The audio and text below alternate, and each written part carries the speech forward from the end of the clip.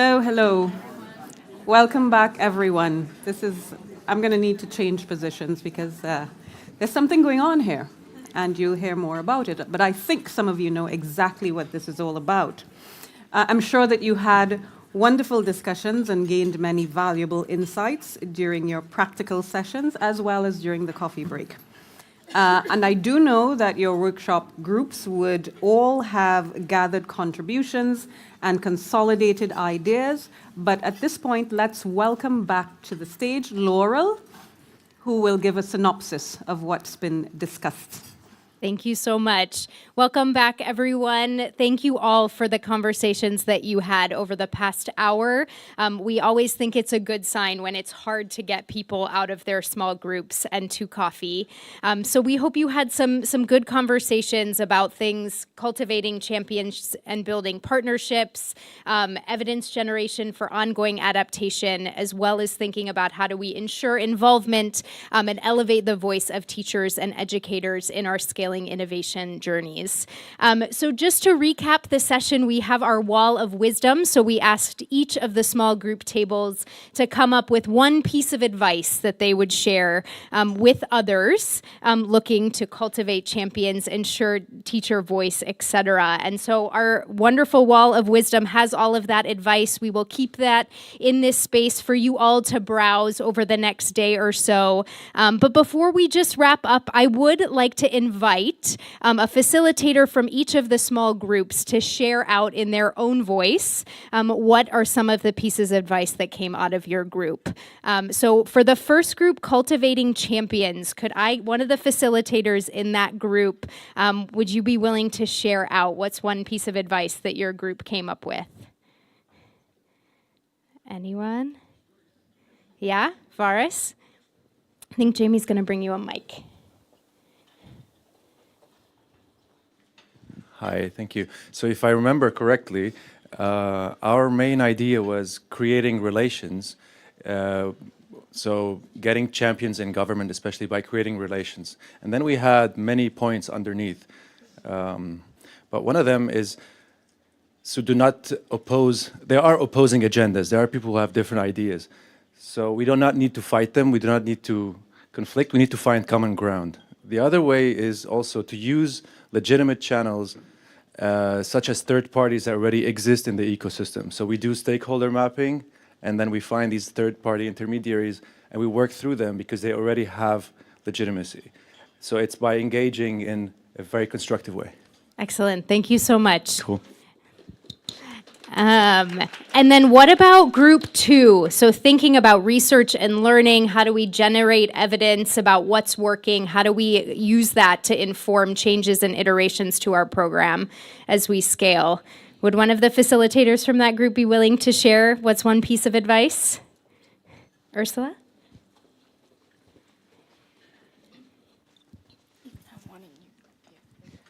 Thanks. So we had a super rich discussion, and we managed to distill our advice into measure just for learning, not accountability. And kind of beneath this, there's 3 sub-points. So firstly, there needs to be a space and time for learning, especially when we know that implementers are very busy, like actually implementing, so creating that space and time. Secondly, making sure that there's a culture that embraces learning and learning from failure as well. So using evidence for learning, not kind of performance management, for example. And then thirdly, we also spend a lot of time about talking through what are appropriate methods or approaches that we can use that are also feasible and right-sized for the types of organizations who are implementing innovations and thinking through alternative approaches from the kind of gold standard RCT. Perfect. Thank you, Ursula. And just to let folks know, I think on that last point around adaptive learning and methods for generating evidence, there is a small group workshop tomorrow where we'll dive into that topic in a little bit more depth. And then last but not least, the third group around ensuring teacher involvement. Ellen or Magdalena, could I ask one of you to share back? Yeah?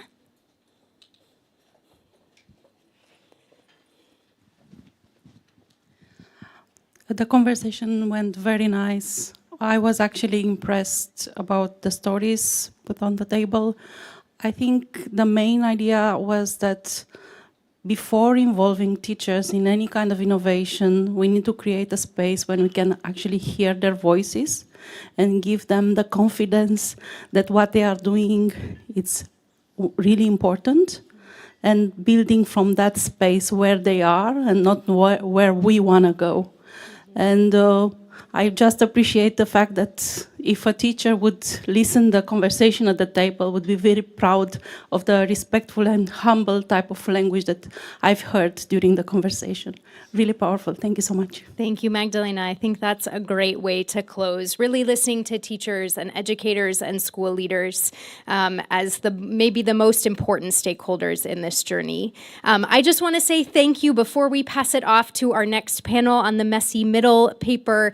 I just want to say a very warm thank you to all of the participants for being honest, talking about your challenges, exchanging with each other. We really hope that this is just the beginning of the conversation that continues over the next day or two and beyond this space in Helsinki as well. And a special shout out to our SALEX members and HundrED facilitators for leading the small group discussions. We're really excited to be a part of this event and we'll be around. And if you have any questions about the SALEX network, please come and talk to myself or my colleague Rebecca. We would be happy to engage with you. So thank you all so much and hope to see you around the next day or so. Thank you so much, Laurel. And thank you to the small group facilitators who shared the insights that they gleaned from their workshop sessions. At this point, I would like to introduce you to Professor Thomas Hatch. Hold on. Because he is going to lead an interrogation of HundrED's latest position paper, The Messy Middle. And of course, Professor Hatch is from Columbia University's Teachers College. The paper itself addresses the question of how to scale the implementation of education innovation, and the title refers to that often murky phase of complexity, not complicatedness, and uncertainty that often occurs after an innovation has been tested and validated, but before it's been institutionalized as part of standard practice in a classroom, school, or system. The paper looks at 5 cases in Finland, the United States, Sub-Saharan Africa, and Brazil to unpack those learnings that take place in the messy middle. Professor Hatch will lead the panel in a discussion of the insights that can be derived from the research. And Professor Hatch, if you could now join us up here. And I will also introduce the other discussants. They are Romana Korpilova of the Jacobs Foundation. Where are you, Romana? George Elo. Welcome with your interpreter. Mohammed Shafatul Islam of Aspire to Innovate, and Yannicka Magat of Youth Impact. The floor is yours. Thank you so much, Denise. And we're ready to go. Thank you again, Denise, but thank you also, Crystal and Lauren and all of you at HundrED who've contributed to the Messy Middle report. I would really encourage all of you to take a look at the insights that are brought together there, many drawn from the HundrED community. And rather than an interrogation, I might say we might amplify and add to some of the stories and insights that are in the Messy Middle report. And in addition, I think this panel is really a continuation of the conversations that we've had today, which in many ways, I think all of them have dealt with the messy middle. I was just in the conversation about listening to the voices of teachers, where we were talking about the challenges that many of us have had in the work in making sure that we're elevating and responding to the voices of teachers. So I really encourage you to continue those conversations, to bring your questions, to bring your answers from those discussions to this panel. We'll have a little bit of time for questions at the end.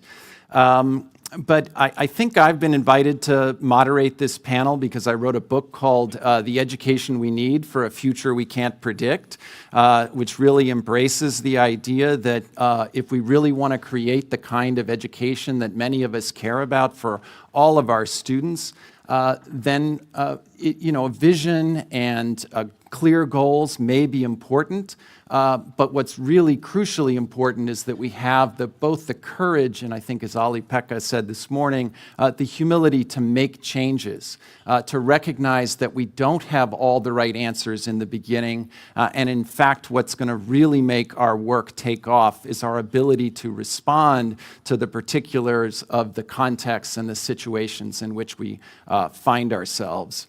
And I think that's what our panelists are going to help us do today.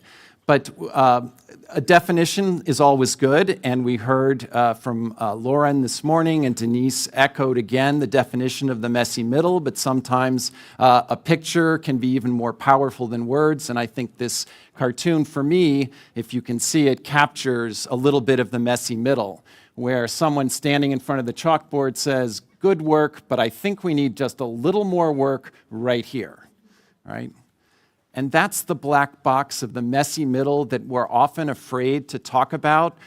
We're often concerned, we don't want to tell our funders about it, that in fact we don't know exactly what we're doing, perhaps, but that in fact, unless we admit that we don't know entirely what we're doing and embrace those challenges, we actually aren't going to achieve the results that we care about.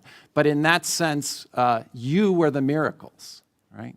Because you're the ones working in those black boxes and making and creating the results that we care about.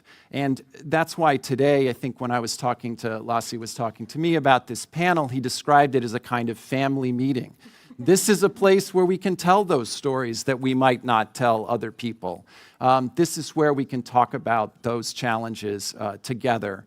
And that's why I want to start and invite our panelists to just talk briefly about where they and their organization might be in the journey of developing and scaling an innovation, but then to tell us about a particular change they might have had to make or a challenge that they encountered and that they had to respond to. And I wanted to start with George, who will talk about the work that he's doing in Brazil. Olá, tudo bem? Eu me chamo Jorge Elô, sou professor graduado em História, mestre em Literatura e dos criadores da Sapeduca. A gente já atua em 2 estados brasileiros e nosso plano é atingir o país inteiro. Hello, everyone. I'm Jorge Elô. I have a degree in history, I'm master in literature, and one of the creators of Sapeduca. We operate in 2 Brazilian states, and we are working to expand for the entire country. Em se tratando do Messy Middle, podemos dizer que o ecossistema da educação brasileira é permeado por estruturas e modelos resistentes a inovações e afetou diretamente a implementação da Sapeduca.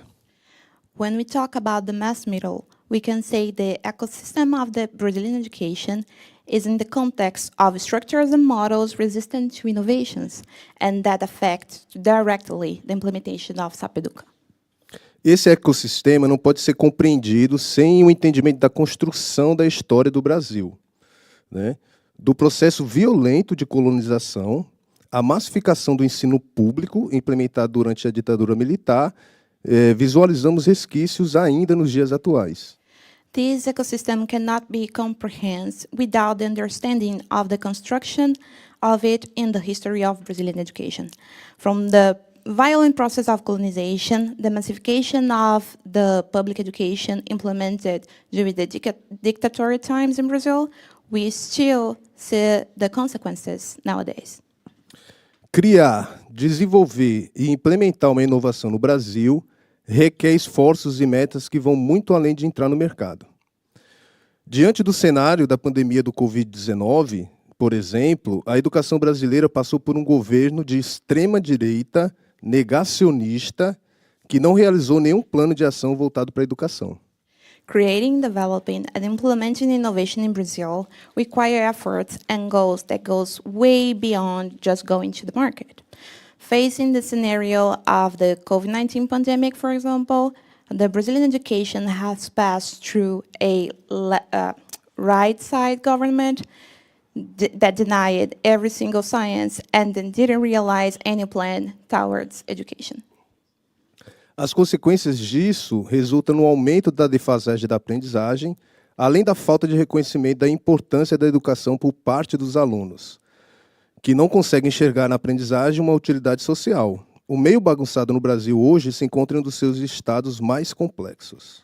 As consequences, we have the increase of inequalities in learning and also the lack of recognition of the importance of education by the students that cannot see the importance of learning as a social utility. This mass middle in Brazil that are today is one of the most complex status from always. Com a Sapeduca, focamos em superar tais desafios, focando em valorizar a aprendizagem através da quebra de hierarquia e protagonismo do estudante por meio de atividades gamificadas. Nesse ponto, encontramos ainda a resistência dos professores. As Sapeduca, we focus on surpass such challenge by focusing on the valorization of learning through the break of hierarchy and giving protagonism to the student through gamified activities. And in that sense, we still find resistance by the teachers. A Sapeduca nasceu de nós, professores, atuantes em sala de aula, que sentiu as dores diárias de um sistema disfuncional. Enquanto promotores dessa mudança, mantemos como valor nossa permanência em sala de aula como professores, a fim de continuar próximo dos problemas reais para criar soluções reais.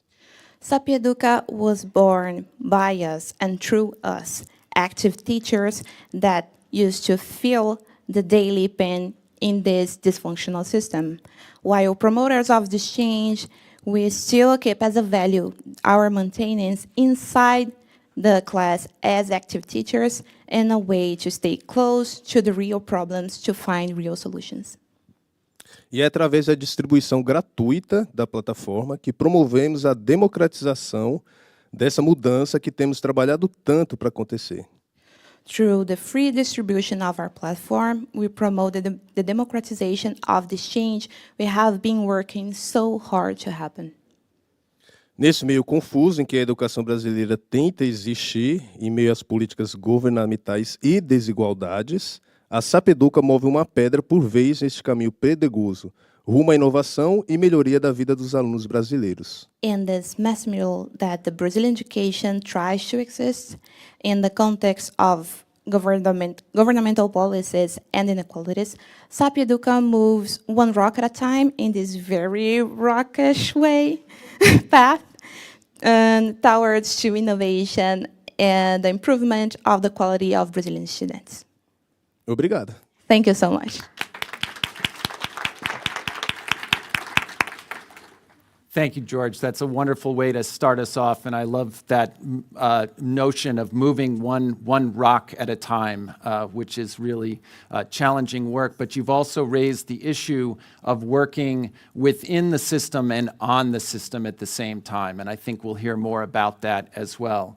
But Shefat, I'd like to turn to you because you've already been working with the government in Bangladesh and in some sense are already scaled, but have also experienced some challenges to share with us.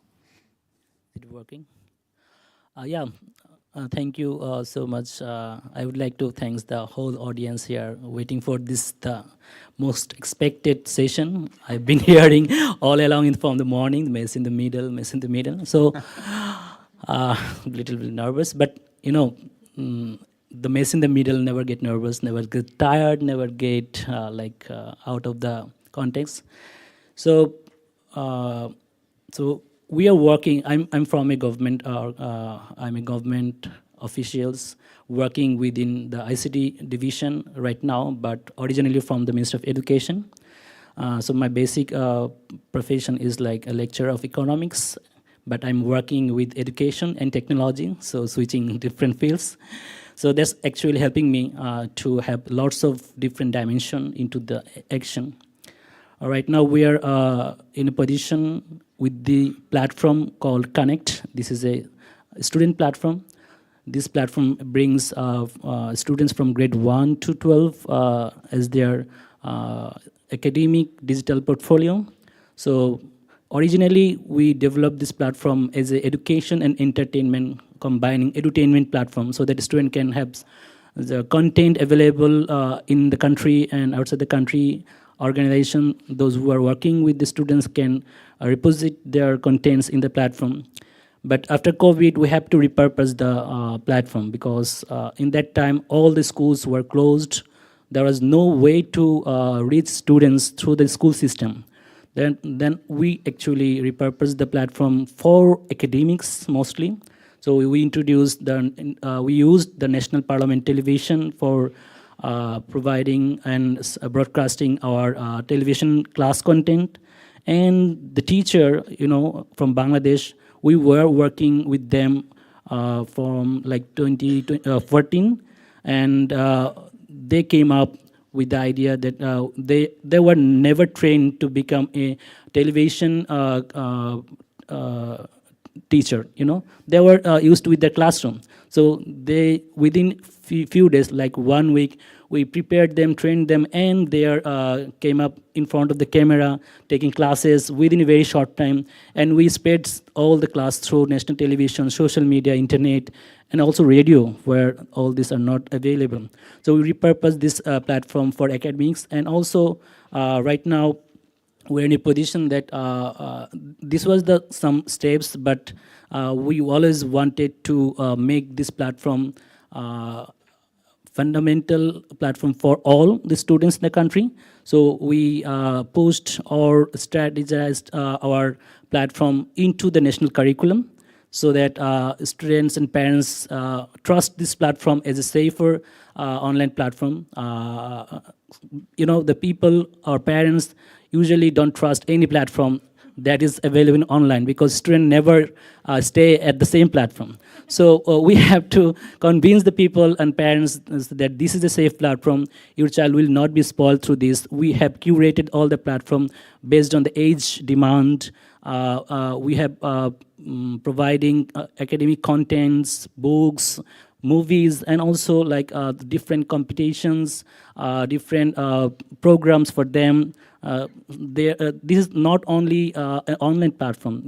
This is supporting students in the schools, and we are developing our programs to support the national curriculum objective also. So this is not a way overburden activity for the teachers. They like to participate in the program because this is the part of their classes also. So this is how we overcome the trust issue, and also supporting government curriculum is actually in a different way, not in the classroom, but providing contents of different books and chapters, providing activities for the new experience, so experiential learning activities.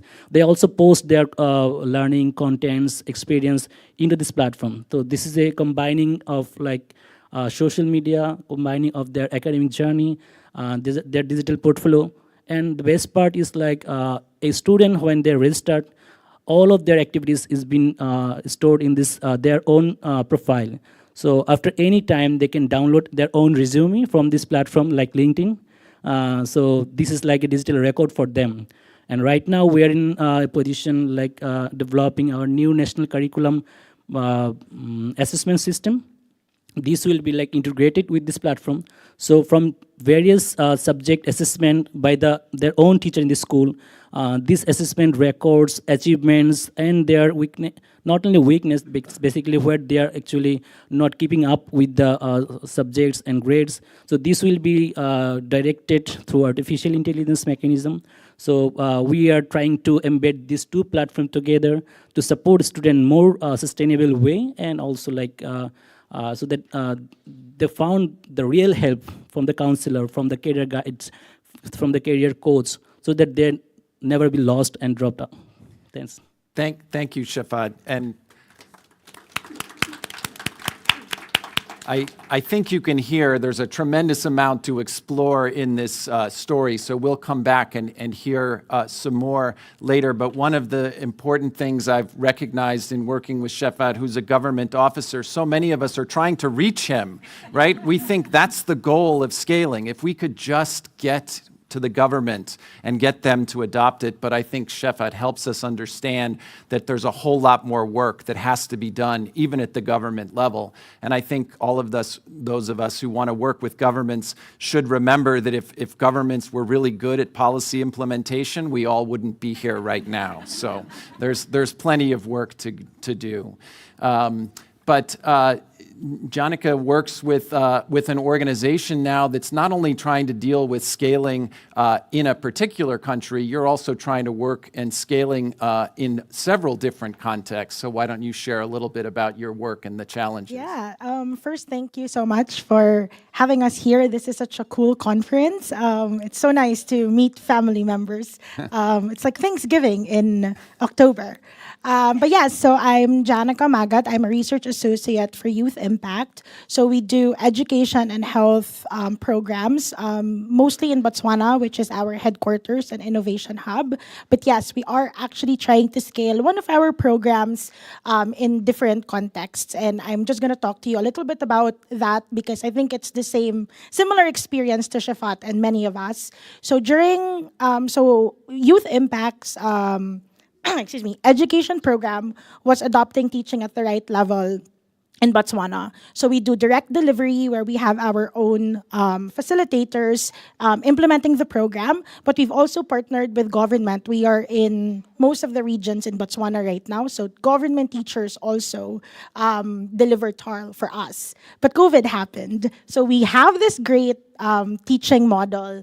We've done continuous, and we still do continuous A/B testing to optimize our program. So every school term, we run an A/B test to optimize the program. So we know it works, but then COVID happened.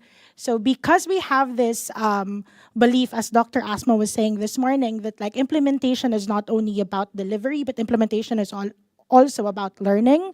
So we have this very strong focus on research and having these systems in place. So we were actually able to collect 10,000 phone numbers or X amount of phone numbers. Do not quote me on that. This was prior my time. But yes, we were able to collect X amount of phone numbers 2 days before the entire school system in Botswana closed.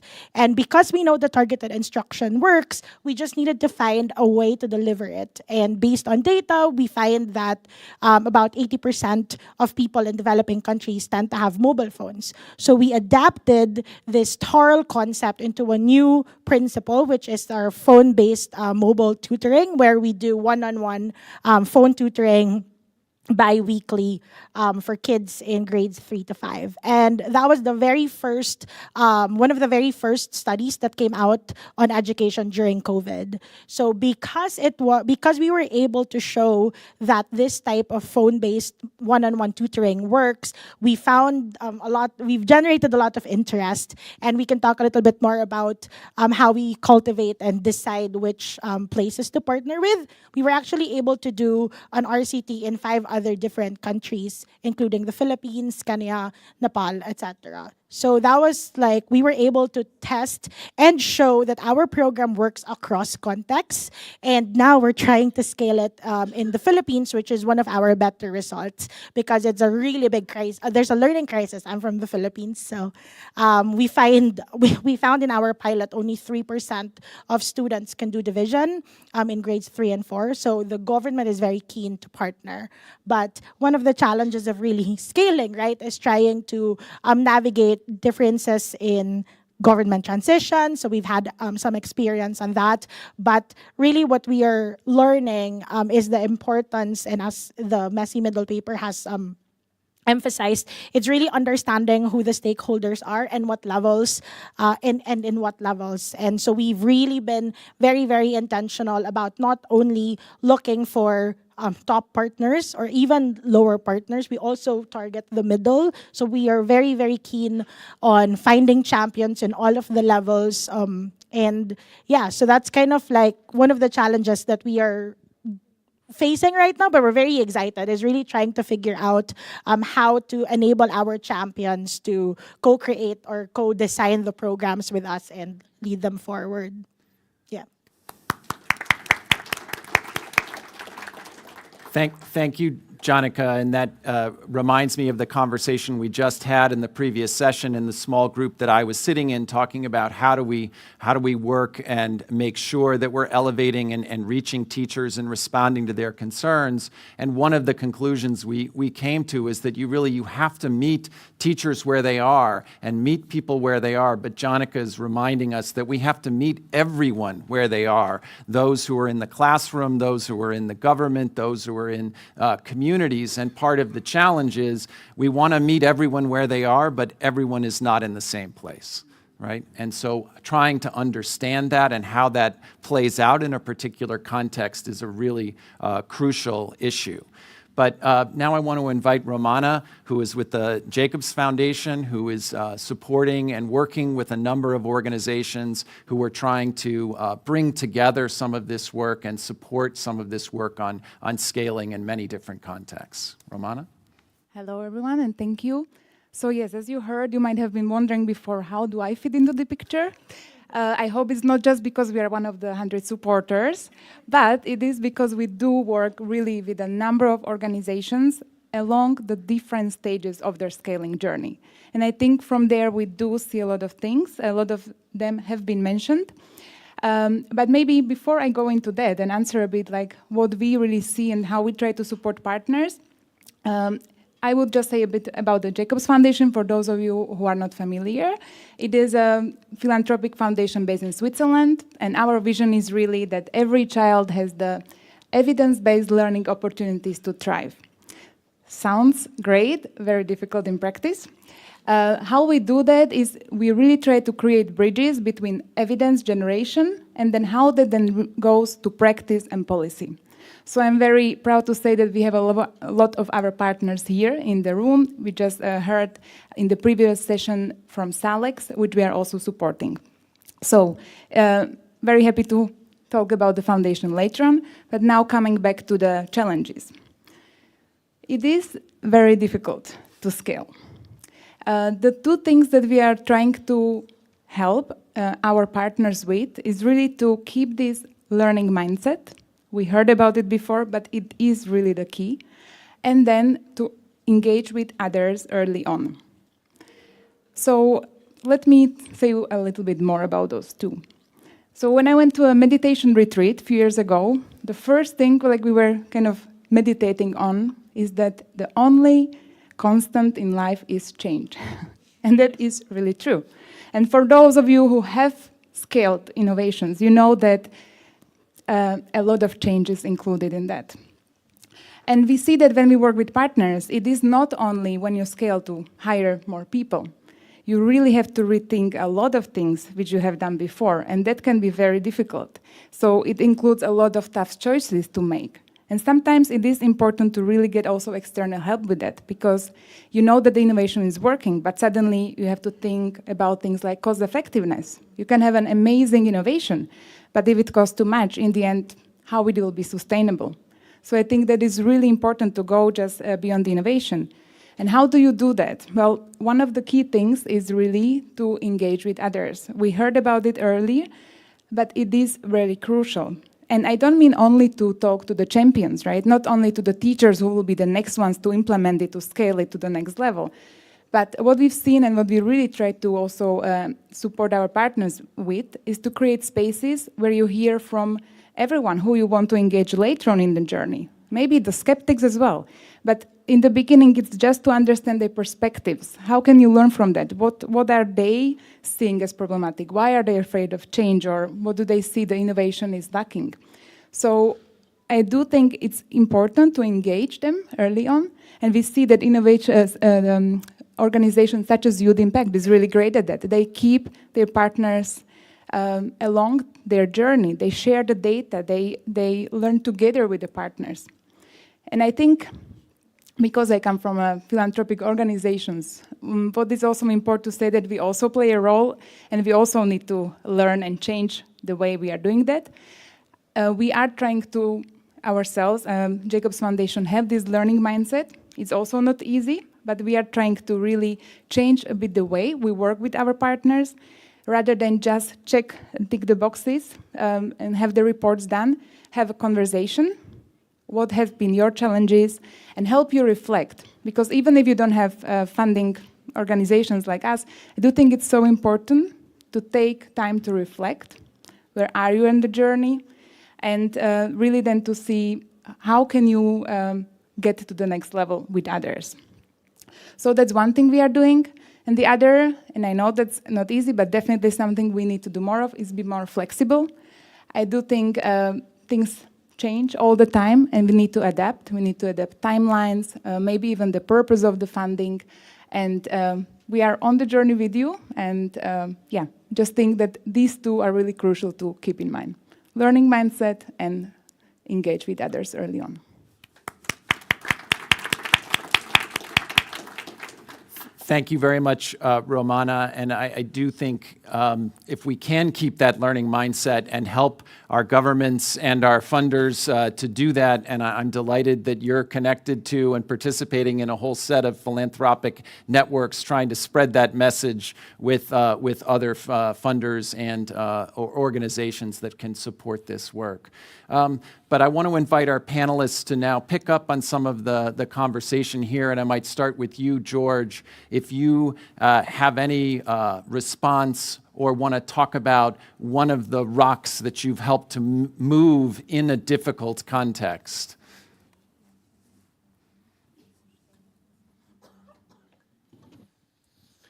A Sapeduc é uma plataforma de avaliação formativa, e quando a gente fez o primeiro protótipo, foi exatamente que chegou o período da Covid-19. Então, a primeira dificuldade foi a gente imaginar como é que a gente ia conseguir fazer uma avaliação de forma remota. Foi o primeiro passo. Atualmente, a gente está enfrentando uma segunda dificuldade, que é tornar a plataforma offline, porque a realidade da educação no Brasil demanda, tem a dificuldade de acesso à internet e demanda uma solução que atinja também o requisito de offline. Two things that Sapiduca have to overpass, or is still trying to overpass in those days. In the beginning, when they created the prototype and they tested, and it was a platform of formative education. However, the COVID-19 came, and they had to be outside the school, like every one of us was. And then they had to go pivot and go completely remote. But now they are facing another problems in Brazil, because not every school, actually very few of the schools in Brazil have enough resources, devices, internet access. So they are facing the struggle and the necessity of going also offline, so they can really democratize the learning. That is a crucial point. We often think if we could just go online, we could reach everybody. And in fact, I think, Shefet, you experienced that with, so many of us were trying to figure out how to go online with COVID, but that didn't necessarily work for you ultimately. Yeah. So the thing is, we initiated this program in online modality, but think that there are lots of content stored in an online platform not using it. So this is not going to work and accelerate this program. So we always took suggestion, recommendation from the community, teachers and students. We usually do a workshop in every month, trying to understand the change context from the education. So then we develop a blended program for the students, for the teachers, for the parents as well. So we are continuously doing our online program, like webinar, live program with the experts, because we cannot take all the experts to the schools every day. So these are the program we are doing online, but for the students, we are actually developing few program so that they can do it in their own school with their own teachers, with their friends, in different modality. Like we have different clubs, scouts, and national level programs. So we partner with all the programs from this ICT division program, and also. From IC division, we have established more than 10,000 computer lab around the country's higher secondary level, secondary level schools. So when we throw a program, they can leverage the lab to access the program in online, and also share the group activities and upload into the platform. So this is never going to be an online platform only, because we have to interact with the students, interact with the parents and teachers. So they are all supporting. Plus, the network of the teachers is really helping us to overcome the challenges, because these teachers network always suggesting us to do new things, and students are always training on their voice, because the new technology, new games, new contents are every day coming up through internet, and parents are also not like wanted to put the students on the online platform. That's why we moved to the offline program. And when parents see these are most effective program, they're learning so much thing, they're solving their own problem, social problem, and also this helping to overcome the family crisis also. Now the trust come back to the platform, and they're allowing the kids to join in the online, support them to give the device, because without the device they cannot access the online plan. So the whole country is now connecting, and we're hoping that in the next academics season, I mean from January, most of the students will register on this platform, not only to contribute in online, but also to complete their curriculum activities through this platform as well. Yeah. Great, thank you. The interesting thing for me, it's also a little bit scary. Part of what I've learned through the conversation with the panelists is the messy middle isn't just a place and you move through it. It seems to be all around us all the time, right? So we're constantly on that journey. And so it's not about getting online or getting offline. It's being able to take advantage of all the opportunities to build those networks and that trust that are going to enable us to move this work forward. But Jana, I think, you know, a lot of people talk about random controlled trials, and that's kind of the gold standard. Your organization has been involved in a number of them, which is fabulous, and actually demonstrated some results. But again, so many of us think that, oh, if we just did the RCT and got the results, then we could just tell everybody and it would spread all over. But you haven't had that experience. Yeah, no, thank you so much. I think echoing what Romana said, we really have this like learning mindset. So we always think that RCTs, it's a good place to start. Well, it's not even a good place to start. It's a good thing to use to determine program effectiveness. But we think about continuous learning in our programs. So for instance, as what I've said, our mobile phone tutoring program. So we did an RCT to determine its efficacy, and we know that it works, but we don't stop there. We actually run A/B testing, which is a subset of RCTs. So we can talk about that in our workshop tomorrow. So shameless plug, you can join. But yeah, so A/B testing is essentially testing small changes across like different versions of the program and really trying to optimize.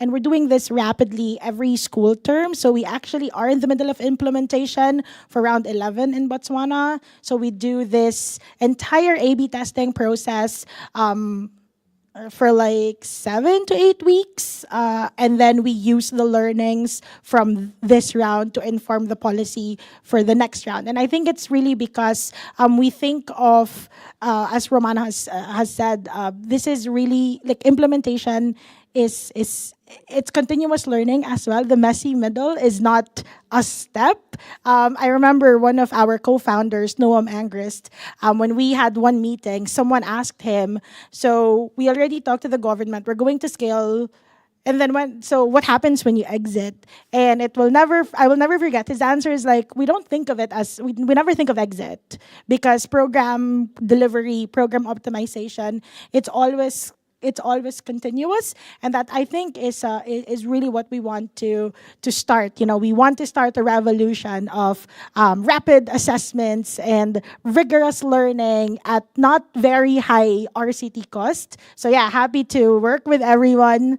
We love we love questions, we love like potentials for partnerships. So find me, wink wink. Well, Jonica has been doing triple duty now, I realize, because you were in the workshop before, and now you're also doing one tomorrow. So, Yes, so thank you. yeah, shameless plug. We have a workshop tomorrow. Thanks. But Jonica, before you were telling us about one of the specific changes that you made in the mobile delivery. Was it with caretakers? What did you find? Oh, yes. So as I've said, this is the great thing about continuous learning. So in the first iteration of the program, it's a 20-minute phone call every week. And then we're like, okay, if we do that and then we hire X amount of teachers and facilitators, we may not be able to reach as many. So why don't we test a version of the program where it's bi-weekly, but now 40 minutes? And we find that it's the exact, the results are very similar. The improvements are the impact is very similar. So we move to this like bi-weekly. And then we're like, okay, how do we further improve? So now one of the iterations of our program is to include caregivers. So we actively ask parents or caregivers to lead second half of the tutorial, and we actually find that that version of the program doubled our impact. So it's really this like continuous learning, testing very small changes that work really well for us, because otherwise you lose the opportunity to get that impact because we just kind of like stop, right? And kind of like, okay, we're done. We know it works, and then kind of just roll with it. So we really like this like learning mindset. That's really the core of our organization. But that's such a powerful example, doubling your impact with a relatively small change. It's what I call a micro-innovation. It's part of those small steps that I think we all have to participate in that can really help to move us forward. But Romana, do you want to make some connections with the other panelists? Yeah, no, I just wanted to say that this was a very powerful example, because how we think about it at the foundation, who is really focusing on evidence, is that everyone is at the evidence journey, right? So I think everyone should think about it. It shouldn't scare you like, oh, I cannot do an RCT, so I'm not going to do anything. What we're trying to have is the conversations around where are you at the evidence journey. Maybe you just need to build your capacity about what is evidence, and that is fine, because it's complex. And maybe the last time you did something scientific was back in school, right? So I think also ourselves at the foundation, we are trying to educate ourselves, and it is evolving, right? Because you have to have the right evidence for the right cause. And that's why we are also happy to support different types of evidence generation. It does mean that you do, at some point, need to become more rigorous, right? It is just the reality that at some point, if you do want to work nationwide or across different contexts, they will ask you, is your solution effective? But it doesn't mean you have to start with it. So I just want to encourage everyone to really think about it, and it's fine to start with more simple methods, right? And have those conversations. There are different ways to engage. We do it as a foundation, but there are so many out there. It was just fascinating in the session before. Some people said like, oh, we didn't know how to do this, so I just walked into a university and tried to talk to researchers. So, there are ways to do that. And I like to think of one quote of Henry Ford about this, who says like, whether you think you can or you can't, you are right. And that comes to everything. So I know this room is full of the people who can, with the right attitude. So just try to find the right way and don't get stopped by others. Thank you, Romana. Yes. And I really like that notion of that effectiveness is not about just answering people's questions and saying, here's my evidence. It's really entering into a conversation about what effectiveness means and what matters to each of us. And it's an important conversation to have. And throughout these examples, I think we've talked about the importance of networks and building relationships and hearing from other people. So we want to take some time, not too much time. Unfortunately, we have about 10 minutes, but we want to invite you to share your questions questions or insights from earlier in the conversations, but we would open it up, and following Lauren's good example this morning, maybe we can get one or two people to share just briefly, and then we'll see if the panel can respond. So we're open to hearing your questions. Good. And so, can someone help us with mics? We've got right.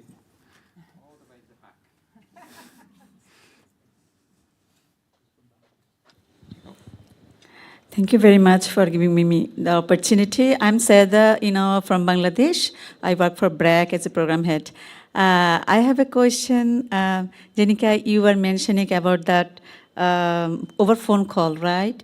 So is that the age cohort of these children? I just missed that. Is that earliest? The children phone call? Oh, yeah. So we do it for students from grades 3 to 5 because 3 to what 5. we do is Okay. targeted instruction for that's why, foundational. thank you. learning. That's why my question is like, did you get chance to involve the parents as well? Because it is the phone call, so students, they are receiving the call from home. Because we have similar experience during the COVID time, remote learning mechanism where we got chance to involve the parent as well. That worked very well. So maybe you can talk a little bit. Yeah. And my second question to Shafat, that is, I'm from Bangladesh as well. I know all the system what he is talking about, but I think this audience will be, beneficial if you talk a little bit about the challenges, because in the Bangladesh, all the children and the people, they don't have the devices all over the country. That is a big challenge. How the alternative we thought for our country, I think if you talk a little bit on that, that was so helpful. Thank you. Great. So before we do that, we'll take one more question. I'm curious, please, if you all can talk about the role of parents, families, and caregivers, because I think about, as a parent, I don't want to know that my child is in a classroom or an out-of-school program where you're in the messy middle and you're trying to figure it out. What is the role of engaging with parents, families, and caregivers in these moments? Yeah, that's an excellent question. Again, why it's a family meeting where we're talking, you're not necessarily having these conversations with families, but maybe, Jonica, you can start by talking a little bit about the role of caregivers, and then if others want to comment about the role of parents, and then Shafat, you can talk a little bit more about the rollout, the issues in Bangladesh. Yeah, so to answer your first question, we actually involve caregivers very early on, in large part because kids do not necessarily have their own phones. These are children, right? So we always try to involve caregivers. So typically what happens is that we ask caregivers to have their phones on loudspeaker and to actually stay on as the kids are being tutored. And because of this constant iteration, we've always been thinking about like this big question of what is the role of like caregivers, parents, or family members. We really take this seriously because we know in the literature that like having caregivers engage with their children actually have improve learning outcomes. So because of this constant iteration, the role of the caregivers have also improved or like it changed over time. So the first round, we're like, okay, let's not actively ask caregivers to lead. We just kind of slightly encourage them. The next one is, let's actually really be very deliberate and ask them and give them nudges that like, if you do this, you know that the impact is better. So that's kind of like the iteration. So we've been really trying to find what's the most optimal role of parents. And unsurprisingly, right, the one that doubled their impact is for caregivers, parents, to actually just lead second half of the tutorial and teach their children with the facilitator, with the tutor. So yeah, so and we found that because we really continuously try to optimize our program. Yeah. Others want to talk about parents' role? Romana, earlier you talked about you've worked with different organizations to try to develop test beds, in a sense, places where we can develop innovations. But then you said that's, I think, picking up on Greg's question, that we don't want to be testing our kids all the time. So how have you tried to deal with that? So we are supporting organization doing test beds, which means to introduce the EdTech organizations into the classroom. But I wouldn't say it's really about the testing or experimenting on children. It's really what we look into is the co-design element. So do it together with the practitioners. That's why we are doing that, because we don't want that these innovations are, as you I'm sure all can relate to, are developed somewhere in the lab without ever having teachers or school leaders involved. So this is one of the initiatives we support, where we bring not only the teachers together, school leaders, but also really researchers. And we just started recently supporting a test bed in Switzerland, but we also look at what is happening globally and how can we learn from others, because we really try to create these spaces where we bring people together and where we can learn from each other. And I think there it is really about those conversations. We do encourage also doing focus groups where you do include the caregivers as well, where you really talk to all the different levels of the system. And that's what we did before we even started this program. And we keep doing that to really get the input from them. And really it's about the conversations, how you present it. That's what we are trying to do, because it's really not about experimenting, it's about co-designing. Yeah, I think that's very powerful, and I would respond in a similar way. I think sometimes we really have to be careful of the language, well, always we have to be careful of the language we use, and as a researcher and academic, I think we do have to shift from this notion of testing and piloting, but it really is about starting with working with students, parents, teachers to create an environment in which we can try to make improvements. We're not just messing around in the messy middle. We're actually trying to make the best choices we can at this time. And when we say best choices, those best choices are determined together, not by a person or a government making those decisions. But Shafat, do you want to talk a little about Bangladesh and the context? Definitely, I'll jump into the Bangladesh issue, but previously, the parent issue, I want to add something from the platform point of view. So most of the time, our students join from the device of their parents, so the access point is very important. So consent is coming up from the parents' point of view, and also we usually communicate with the parents through SMS and different kind of notifications so that they can understand and track their achievements of the students. So they're embedded in the process of the program. So we just don't only jump into the students, directly communicate with them. So parents, teachers are guiding us always to develop the programs, and also we are always listening to them. They are like our partners. So moving forward, the issue in Bangladesh, I never wanted to end up with this note, but you know, Bangladesh is like a thriving country right now. We are trying to change our financial economic status and all the status as much as possible, as early as possible. So this is a small country, but with a huge population like 170 million and densely populated. Most of the students are like a first or second generation of their learning process before our liberation. Maybe some of them never gone to schools. So challenge is what constant, not change. For us, most of the areas we work, we face challenges.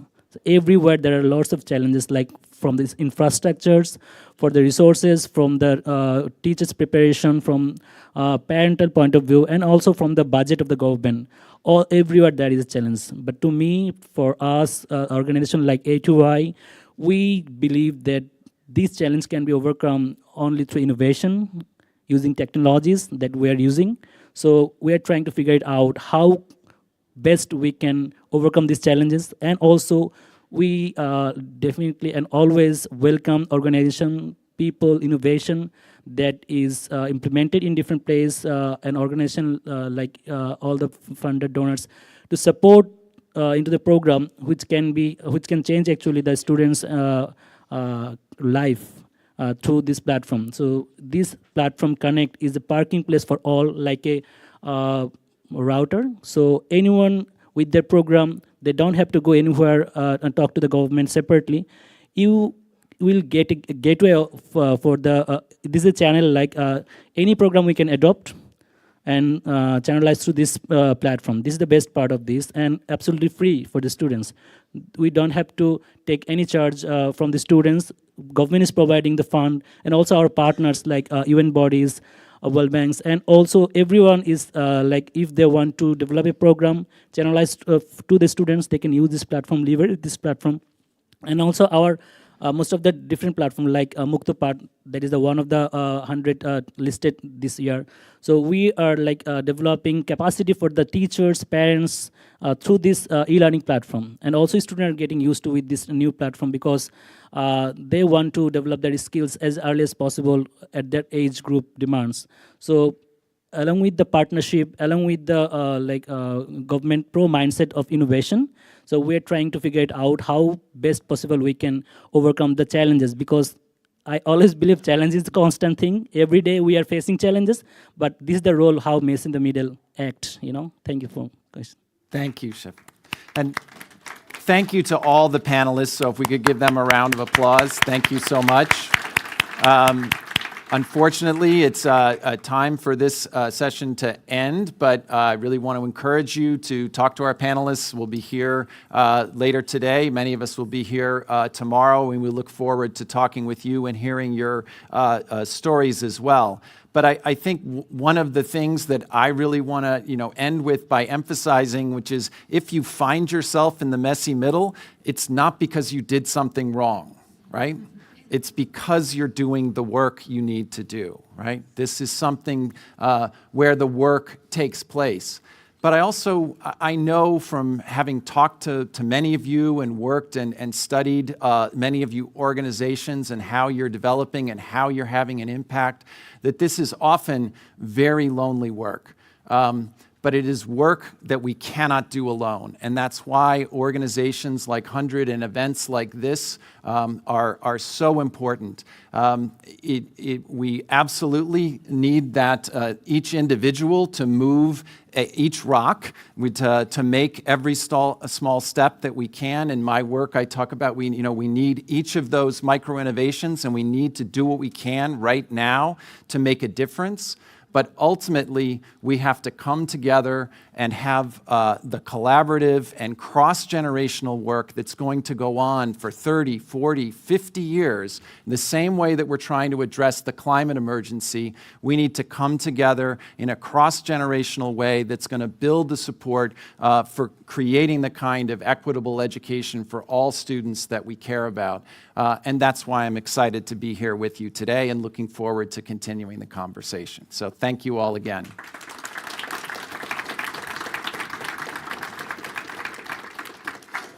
Thank you so much. You're not hostages, so Okay. it's okay to leave. Thanks for an excellent panel, all of our panelists, our interpreter, and of course our panel facilitator, Tom. So we've come to the end of the second day of HundrED's Innovation Summit, and I'm going to leave you after today so that you can continue your conversations. But there was one element of the discussion today that really stayed with me, and it had to do with the question of trust. I feel that it lies at the center of so much of the work that remains to be done, and where we need to go, actually, as a species on this planet. And I'd like to share with you, if you bear with me, an anecdote about trust. And it's something that works in Finland, but I feel like we can challenge ourselves to try to replicate this example elsewhere.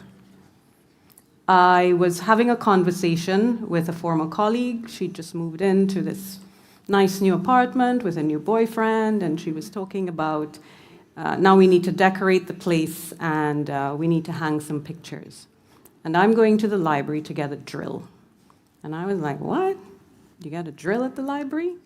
Yes, you can get a drill at the library. So in Finland, at the public libraries, depending on where you are in the country, you can borrow a drill or a sewing machine, even an iPad, ice skates, SUP paddle boards, the stand-up paddle boards, skis, various things. Why is that possible? Because of trust. And trust means that people who don't have access to certain things can have access. So it seems to me that trust lies at the heart of democratization as well.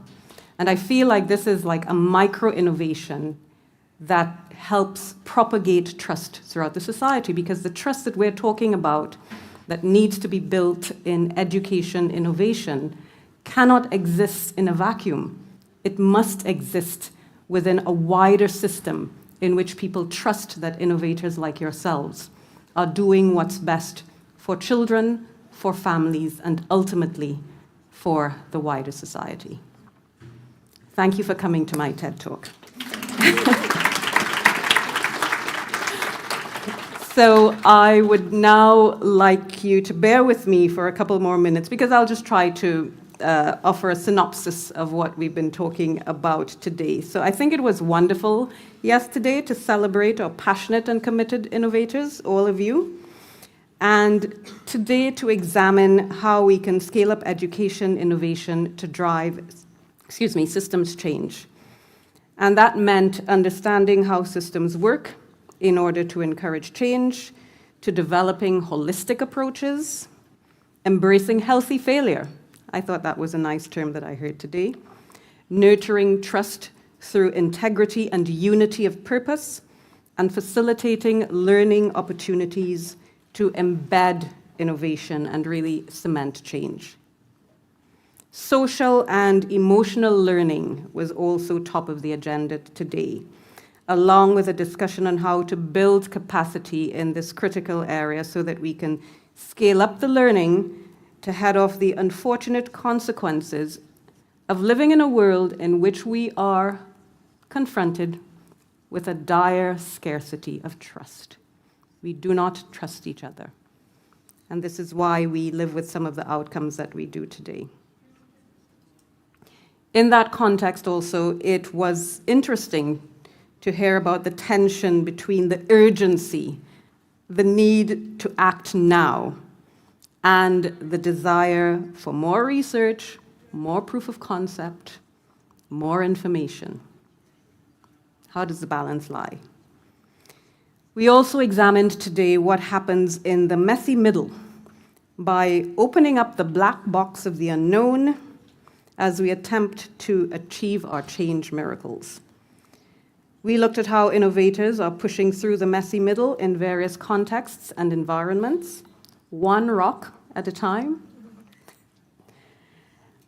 And we discussed how in that space, scaling requires creating room to hear and learn from others early on and throughout the innovation journey.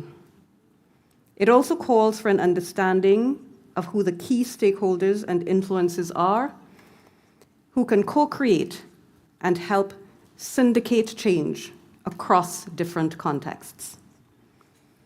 Flexibility and adaptability are also key to being able to adjust to changing circumstances. And of course, as Professor Tom said, the messy middle may not be a singular place. It may well be all around us. And perhaps there's a role for micro-innovations to tackle things there.